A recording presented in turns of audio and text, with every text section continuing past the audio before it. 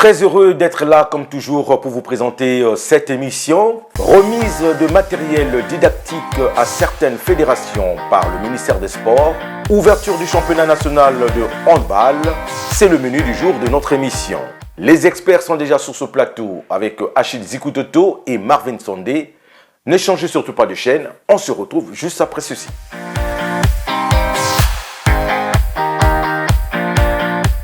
Achille Zikutoto, bon retour des congés. Bonjour. Merci et bonjour Francis Dadé Mabela. Marvin Sondé est bel et bien là aussi. Marvin, bonjour et bienvenue. Bonjour Dadé et merci de me recevoir. Alors nous allons commencer cette émission avec la remise des matériels didactiques à quelques fédérations par le ministère des Sports, par le biais de la Direction Générale des Sports. Il s'agit bel et bien des fédérations de Kempo, de la boxe et aussi de close combat. Les détails dans ce reportage. Composé de tatami, gants de boxe, protège tibia, protège sexe, sac de frappe. Ce matériel de sport est destiné à 3 fédérations, à savoir celles de boxe, de Kempo et de close combat. Ce don de matériel didactique du Fonds de développement de sport va permettre à ces 3 fédérations de mieux vulgariser leur discipline et de soutenir les meilleurs clubs au niveau national. Un acte qui n'a pas laissé indifférents les bénéficiaires. Permettez-moi d'associer ma voix à toutes celles des fédérations sportives pour remercier le gouvernement de la République d'avoir été très inspiré en prenant cette initiative. Cette initiative nous réconforte, nous galvanise et nous inspire davantage dans notre quête d'amélioration de nos performances et d'atteindre des objectifs que le ministère et le Comité national olympique et sportif congolais attendent de nous fédérations. La Direction générale des sports a signifié l'intérêt de cette dotation. Depuis 3 saisons sportives, la Direction générale des sports, en collaboration avec les fédérations sportives nationales, définissent les axes prioritaires permettant de faire une classification à la fin de chaque saison. Ainsi, dotation en matériel et équipement sportif est au profit des fédérations sportives ayant réalisé 70% au moins de leur programme d'activité au cours de la saison sportive 2021-2022. Ce don de matériel didactique du Fonds de développement de sport au Congo concerne toutes les fédérations. Achille Zikutoto, on parle là des meilleures fédérations qui ont exécuté presque à 90% leur programme convenu au courant de l'année, qui ont bénéficié de ce don. Et là, nous avons vu 3 fédérations, mais va suivre la fédération de karaté et une autre discipline. Alors, qu'est-ce que tu penses de ce don? C'est une très bonne chose que le ministère des Sports pense justement à les accompagner en matériel sportif et didactique. Parce que ce sont des fédérations qui travaillent dans des conditions extrêmement difficiles. Lorsqu'on se rend dans les différents clubs, lorsqu'on suit même les championnats nationaux organisés par ces fédérations, là on parle plus des fédérations de combat, des arts martiaux, des combats, et les tatamis, tout le matériel censé permettre justement à la bonne pratique justement de ces sports fait effectivement défaillance, donc c'est une bonne chose. La seule chose sur laquelle on peut se poser des questions, oui, c'est peut-être sur le choix justement de ces fédérations, parce que je me rappelle, il y a eu quelques années, sur des raisons subjectives, on avait choisi certaines fédérations que le ministère des Sports devait accompagner. Là, c'est comme si c'est la même chose aussi. Hein. Oui, la liste n'est pas vraiment... C'est bien d'être sélectif, mais ça, c'est des choses qu'on voit quasiment rarement. Oui. Si on le faisait régulièrement, à la fin de chaque saison, on donnait à tout le monde est sur les starters, oui, on pense à toutes les fédérations, à la fin on évalue, bon, je devais comprendre, mais c'est une bonne chose, mais en même temps, ça laisse un peu les dents. Des interrogations, d'autant plus que, lorsqu'on voit certaines fédérations, on va dire que je fais l'avocat du diable pour cette fédération-là, la Fédération congolaise de courage, qui récemment venait de remporter des médailles pour 6 la médailles République, pour 3 athlètes. pour la République justement du Congo. Et je me rappelle encore, on avait eu un débat ici avec le directeur sportif de l'époque, Brice Merlin, l'EPB. Je me rappelle encore au conseiller sport, monsieur Nganga, et notre doyen, Asie Dominique de Marseille. Je me rappelle encore de ces débats lorsque j'avais émis justement mes réserves, lorsque j'avais entendu que le ministère du Sport avait choisi une fédération, entre guillemets, des paresseux comme la fédération de basketball, qui n'organisait à cette époque absolument rien, face, à contrario, d'une fédération comme la Fédération congolaise de courage, qui depuis cette époque-là, et jusqu'à maintenant là, organise toutes ces activités, les championnats, les championnats départementaux sont organisés, le championnat national est organisé, c'est une fédération qui rapporte les médailles. Je pense qu'il ne faut pas qu'on continue à faire un peu le copinage, et parce qu'on aurait peut-être des attaches avec telle ou telle fédération. C'est bien d'être inclusive, de faire ce qu'on a vu faire là pour toutes les fédérations. Alors Marvin, justement, je rebondis un peu à ce que disait Achille tout à l'heure, la Fédération de courage qui vient de gagner 6 médailles récemment, ça fait plus de 2 semaines seulement. Ils sont rentrés le dimanche dernier à Brazzaville. 3 athlètes, 6 médailles, 2 en argent, 3 en bronze et une médaille en or. Donc nous avons un champion d'Afrique dans la catégorie de plus de 100 kilos. Mais cette fédération n'est pas prise en compte dans ces genres de choses depuis un certain temps. À chaque fois qu'ils font rentrer leur demande au niveau du ministère des Sports, c'est bloqué quelque part. Là, ils bénéficient de rien. Par contre, il y a d'autres fédérations, comme on voit dans ce reportage, qui arrivent à avoir certains accompagnements du ministère.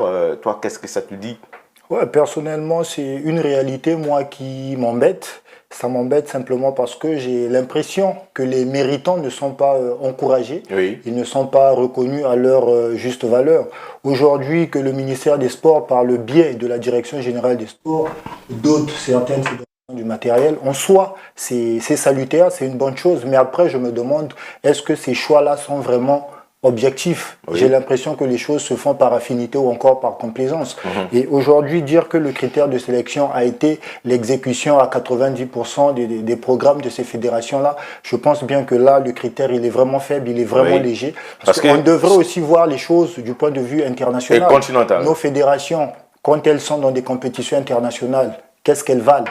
Est-ce qu'on fait une auto-évaluation en interne aussi pour savoir que voilà, telle fédération a rapporté tant de médailles au Congo et celle-ci n'a rien fait? Donc, en revenant sur le cas du courage... Sans te couper, s'il faut seulement comparer ceux qui ont reçu du matériel, on prend le Kempo, le close combat et la boxe, ils ont gagné quoi cette année au niveau de l'extérieur par rapport au courage par exemple? Même sur le plan local aussi, quand vous voyez la qualité de certains athlètes, excusez-moi, ça laisse quand même à désirer.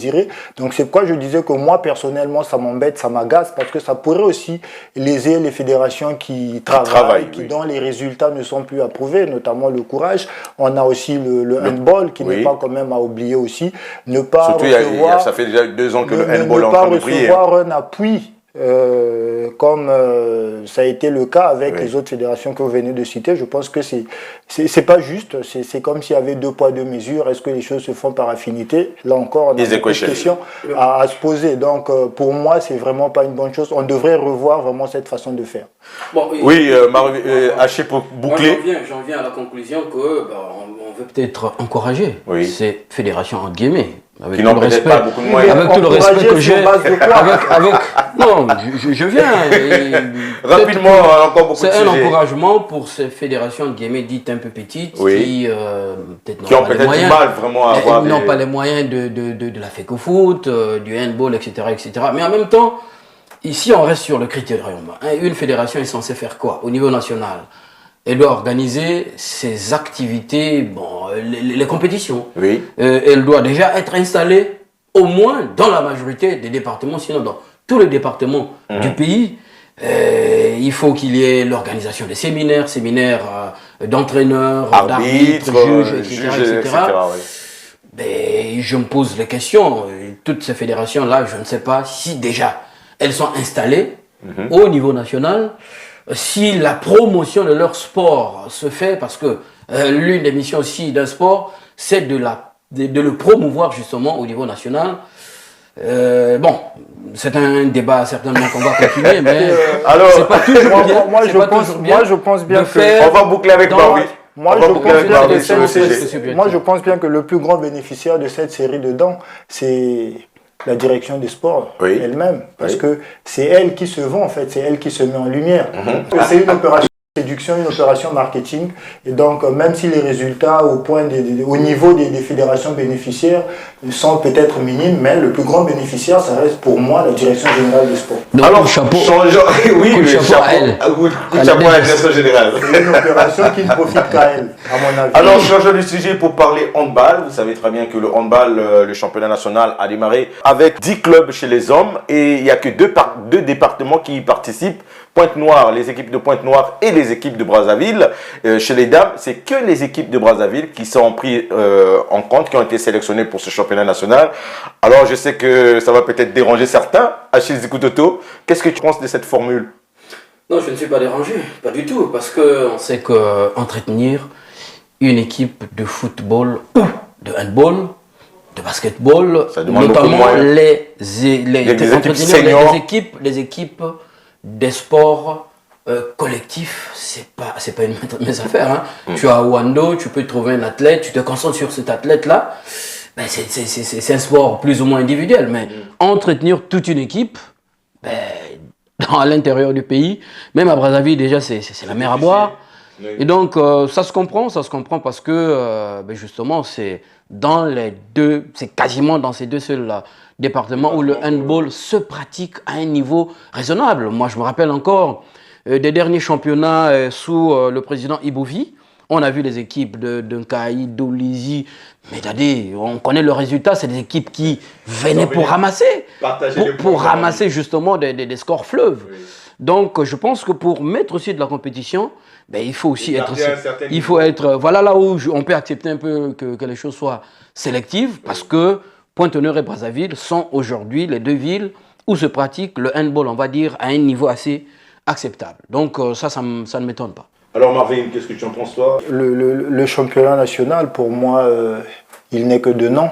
De fait, c'est vraiment pas ça, parce que quand on parle du championnat national, on suppose que les 12 départements devraient quand même avoir au minimum un représentant. Mais malheureusement, là, ce n'est pas le cas. C'est vrai qu'Achille a évoqué ici les moyens, en fait, qui sont souvent énormes, colossaux, pour appuyer les équipes collectives, on va dire, donc les clubs, tels que le handball. Mais pour moi, je crois que la responsabilité pour moi revient en partie à la Fédération congolaise de handball. Parce qu'aujourd'hui, quand on est une fédération, on doit avoir plusieurs services. Il doit aussi avoir le service marketing, savoir aussi vendre son image. Quand on sait vendre son image, on peut s'attirer des sponsors. Quand on a des sponsors en interne, on peut organiser soi-même ses propres compétitions domestiques, même sans avoir un appui conséquent du ministère des Sports. Est-ce que la Fédération congolaise de handball travaille dans ce sens-là? Point d'interrogation. Ce ne sont pas les sociétés qui manquent à l'intérieur du pays, mais est-ce que le handball est aussi bien vendu auprès de ces sociétés-là pour que ces sociétés appuient le handball dans les départements qui sont un peu reculés?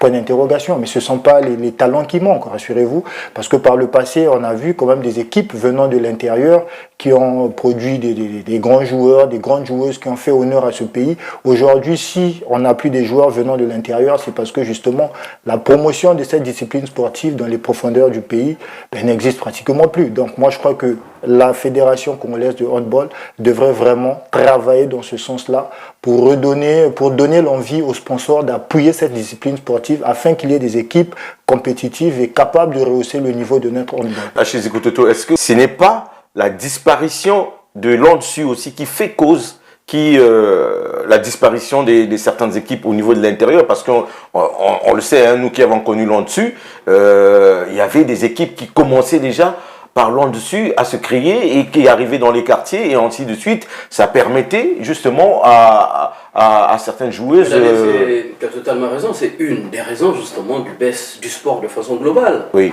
Au niveau de la République du Congo, l'ONSU, pour ceux qui ne sont pas congolais, c'est l'Office national du sport scolaire et universitaire. Donc, c'est une façon pour le ministère de l'Éducation et des Sports de lancer les enfants en bas âge, donc depuis l'école primaire, dans les compétitions. Et ça amène la vocation depuis le bas âge. Et justement, par manque de l'ONSU, donc au niveau des écoles, au niveau de l'intérieur par exemple, ce n'est plus évident que quelqu'un qui a les moyens, même s'il peut créer une équipe, ça va être difficile pour lui de se trouver des talents, parce que ceux qui sont dans les écoles, c'est des enfants quasiment qu'on prend gratuitement, déjà. Donc ça, c'est justement des anomalies qui freinent un peu l'épanouissement justement du sport à l'intérieur. Ensuite, Marvin a évoqué justement la responsabilité de la Fédération congolaise de handball, justement dans la vulgarisation, mais je ne suis pas leur avocat pour dire qu'ils sont peut-être limités par les moyens. Ils doivent faire mieux que ce qu'ils font. On félicite déjà ce qu'ils font, mais ils doivent aller, comme a dit Marvin, un peu au-delà. Mais il y a aussi l'épée de Damoclès qui pèse sur quasiment toutes les fédérations, de façon générale, sur le sport congolais. C'est, on va dire, c'est des amours entre ceux qui ont des sociétés, ceux qui sont les potentiels annonceurs d'aller vers le sport. C'est un cadre légal, en plus, qui manque.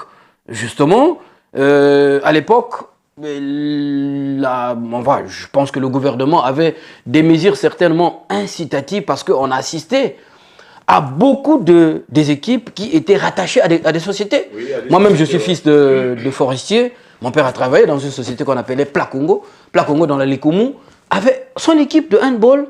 Non, maman jouait au handball. Les hommes jouaient le championnat régional avec justement les travailleurs de la société. Exactement. Donc il n'y avait pas une histoire où ça ne se posait pas. L'équipe de Colombo, voilà, si je me souviens bien. Prime, c'est pas de match, etc. Les gars sont salariés. Voilà. Justement. Donc, je pense que c'est ce cas. Est-ce que tu penses, donc, selon toi, on doit aller dans cette optique? Oui, mais il faut qu'il y ait une législation qui puisse assouplir un peu les mesures d'accompagnement des sociétés. Il y a par exemple dans ce qu'on appelle les D'où cette loi qui a été votée récemment, mais qui manque encore des textes d'application. Voilà, les mesures fiscales, par exemple, qui offrent des exonérations à certaines sociétés qui veulent, par exemple, aller sponsoriser des clubs. Si au lieu de payer, par exemple, une sorte d'impôt, par exemple, on leur dit, à la place de cet impôt-là, accompagner, par exemple, une équipe, je pense que ça va les inciter. Parce que ça va être juste le remplacement, un investissement qui devait aller justement dans les caisses des impôts, mais qui va profiter justement à la promotion du sport. Je pense que faire comme ça peut nous aider. Dans cette affaire, ce qui est quand même paradoxal, c'est que à l'époque où il n'y avait pratiquement pas d'infrastructure adéquate au niveau de nos départements, le niveau de football était quand même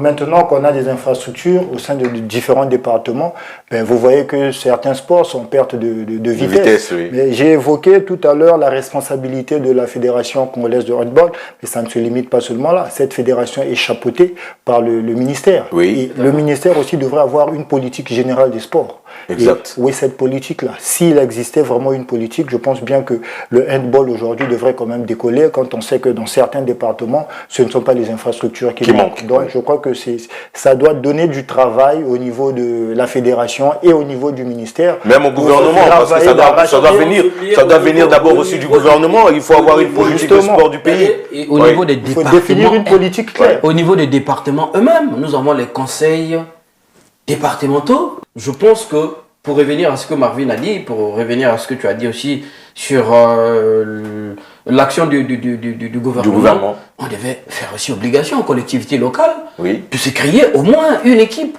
départementale au moins. Exactement. Voilà, ça peut aussi susciter un peu l'engouement auprès des particuliers pour se créer des équipes. Alors passons au football pour boucler cette émission avec le lancement du championnat des U17 qui s'est déroulé le samedi de l'autre côté de Kintele.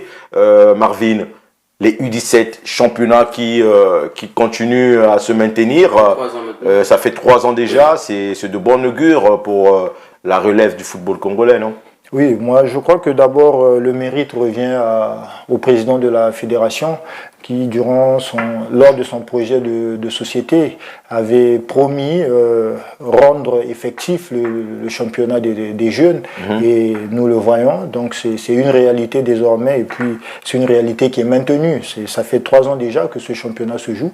Je crois que c'est une très bonne chose. Et puis quand on sait encore que le Congo sort du championnat de la Coupe Fachi des U17 par rapport aux performances qu'on a eu à faire, je pense bien que ça devrait aussi faire réfléchir pour travailler davantage au niveau des jeunes. En fait, c'était plutôt les U20. Les U20. Ah oui, excusez-moi, oui, justement, excusez-moi, les U20. Bon, après tout, ce sont des jeunes. Donc le travail doit vraiment être fait dans ce sens-là, rendre ce championnat régulier. Parce que c'est quand même un creuset de détection des talents. Parce que les vrais talents, pour moi, en fait, c'est là-bas où on doit aller les chercher. Au niveau de la jeunesse. Donc, ne pas faire jouer ces jeunes-là, c'est un peu condamner le sport. Étant donné qu'ils sont en train de jouer, je crois que c'est de bon augure pour le football congolais les années à venir. Achille Zikototo, pour boucler, les U17. Une très bonne chose, comme on a l'habitude de le dire. Le football commence justement par les catégories.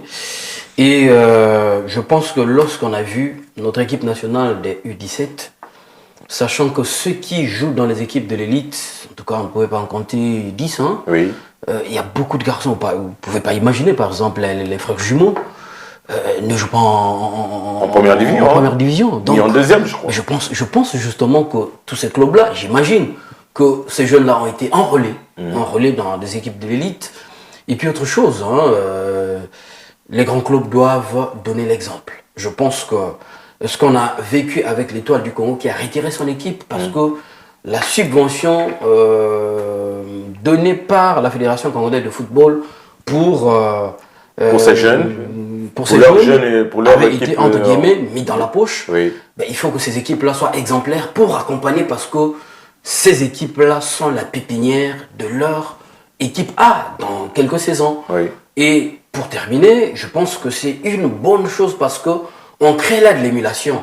Les équipes qui sont dans les divisions inférieures aussi vont justement se dire, pourquoi pas se battre. Nous aussi, nous devons déjà commencer à penser à ça. Au championnat national d'élite de la catégorie des U17. Et je souhaiterais aussi que, parce que, vous savez, quelquefois, les grands peuvent décevoir. Mais les jeunes, on va dire, comme on dit, il y a un dicton qui dit que la vérité sort de la bouche des enfants. Des enfants, oui. Ça veut dire quasiment qu'on ne peut presque pas se tromper avec les jeunes. Ceux qui hésitent à venir sponsoriser les grands, je pense qu'ils peuvent essayer. Parce que déjà avec les petits, là-bas, ça coûte ce un ne peu sont moins. pas les mêmes sommes. Voilà, donc essayez, allez-y, essayez. Pour voir un peu qu'est-ce qu'ils peuvent faire. Les grandes sociétés, on vous entend là. Hein? Vous attendez que les DJ chantent et écrivent les chansons pour vous. Allez-y là-bas. On entend ça va permettre en tout cas au football vous mobilisez les grandes stars de musique, tout ça là, pour faire la promotion justement de vos produits. Allez-y faire la promotion de vos produits dans ces équipes-là. Essayez un peu. Et puis, faites le bilan à la fin de la saison pour savoir si vous pouvez vous lancer définitivement dans le domaine sportif. Merci, messieurs, de votre expertise. Mesdames et messieurs, c'est terminé pour aujourd'hui. Je vous laisse donc avec Christian Zenyang Lenyongo qui va poursuivre le programme. Nous, on se retrouve la prochaine fois. Au revoir et bonne suite de programme.